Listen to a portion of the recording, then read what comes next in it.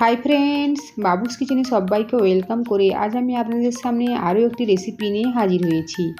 আজকের রেসিপি হলো টুটি ফুটি কেক। টক দই বা ডিম ছাড়াই বানিয়ে নিয়েছি নরম স্পঞ্জি টুটি ফুটি কেক। তা চলুন যাওয়া যাক রেসিপির দিকে। আমি কিভাবে বানিয়েছি এই স্পঞ্জি কেক, আর ভিডিওটি স্কিপ না করে লাস্ট পর্যন্ত দেখার জন্য অনুরোধ রইল। টুটি ফুটি কেক বানানোর জন্য আমি এখানে টুটি ফুটি নিয়েছি। এখন এই টুটি ফুটির মধ্যে দেবো 1 চামচ পরিমাণে ময়দা, আর ময়দা টুটি ফুটির মধ্যে খুব ভালোভাবে মিশিয়ে কেকের মধ্যে টুটি ফুটি দেওয়ার আগে এভাবে ময়দা মিশিয়ে নিলে টুটি ফুটিগুলো কেকের মধ্যে পুরোটাই ছড়িয়ে ছিটিয়ে থাকে, একেবারে তলায় বা নিচে থেকে যায় না। কেক বেক করার জন্য আমি এখানে একটা কেক টিন নিয়েছি। এখন এই কেক টিনের মধ্যে দেবো রিফাইন্ড অয়েল, আর ভালোভাবে ব্রাশে করে পুরো কেক টিনটার মধ্যেই অয়েল লাগিয়ে নেব। কেক টিনের মধ্যে খুব ভালোভাবে অয়েল লাগিয়ে নিয়েছি। এখন দেবো ওপর থেকে একটা বাটার পেপার। আপনাদের কাছে বাটার পেপার না থাকলে অবশ্যই হোয়াইট পেপার ব্যবহার করতে পারেন। কেকের ব্যাটার বানানোর জন্য আমি এখানে একটা বড় মিক্সিং বোল নিয়েছি। এই বোলের মধ্যে সবার প্রথমে নেব 1/3 কাপ রিফাইন্ড অয়েল, আর নেব 1/2 কাপ পরিমাণে গুঁড়ো চিনি। এখন গুঁড়ো চিনি আর রিফাইন্ড অয়েল খুব ভালোভাবে মিশিয়ে নেব। আপনারা রিফাইন্ড অয়েলের পরিবর্তে বাটারও ব্যবহার করতে পারেন, তবে অবশ্যই বাটারটা গলিয়ে নেবেন। তেল আর চিনি খুব ভালোভাবে মিশিয়ে নিয়েছি। এখন দেবো 2/3 কাপ হালকা গরম দুধ।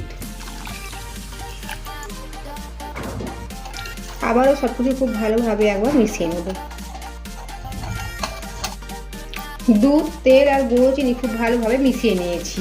এখন এই বোলের ওপর রেখেছি একটি বড় ছাঁকনি। এই ছাঁকনির ওপর এখন সমস্ত শুকনো উপকরণগুলো দেবো।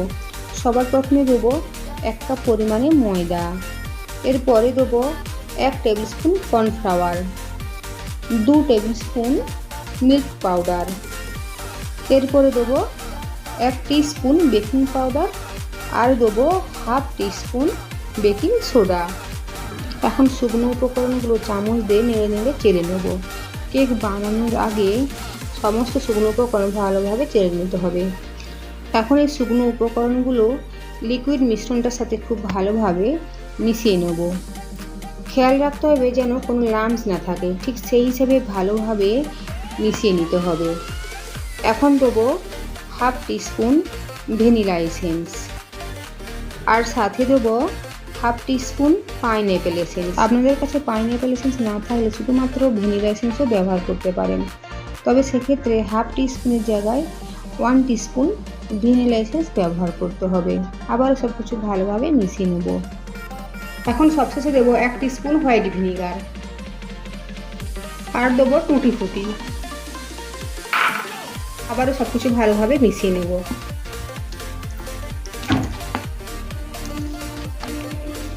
সব কিছু ভালোভাবে মিশিয়ে নিয়েছি।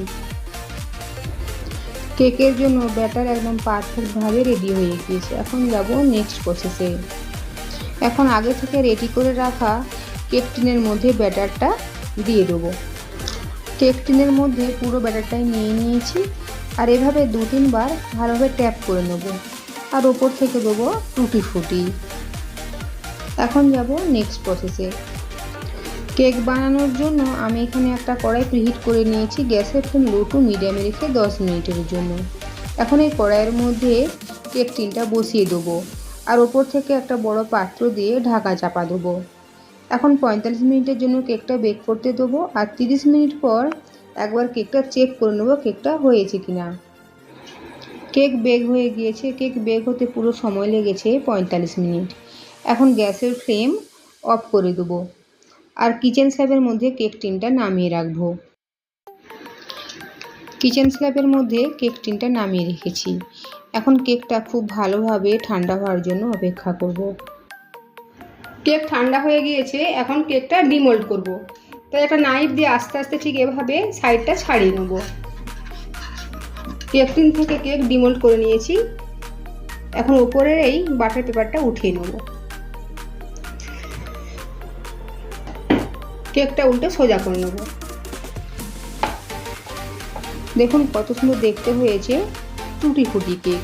এখন একটা নাইফ দিয়ে কেকটা কেটে দেখিয়ে দেবো। কেক বানানোর জন্য সমস্ত উপকরণ যদি সঠিক মাপের হয়, কেকও তবে কিন্তু খুব পারফেক্টভাবে তৈরি হয়। তাই কেক বানানোর জন্য সমস্ত উপকরণ সঠিক পরিমাণেই নিতে হবে। দেখুন কেকটা পিস করে কেটে নিয়েছি, কত সুন্দর স্পঞ্জি হয়েছে। আজকের আমার এই কেকের রেসিপি যদি আপনাদের ভালো লেগে থাকে তো অবশ্যই কমেন্ট করে জানাবেন কেমন হয়েছে। সাথে লাইক, শেয়ার ও সাবস্ক্রাইব করার জন্য অনুরোধ রইল।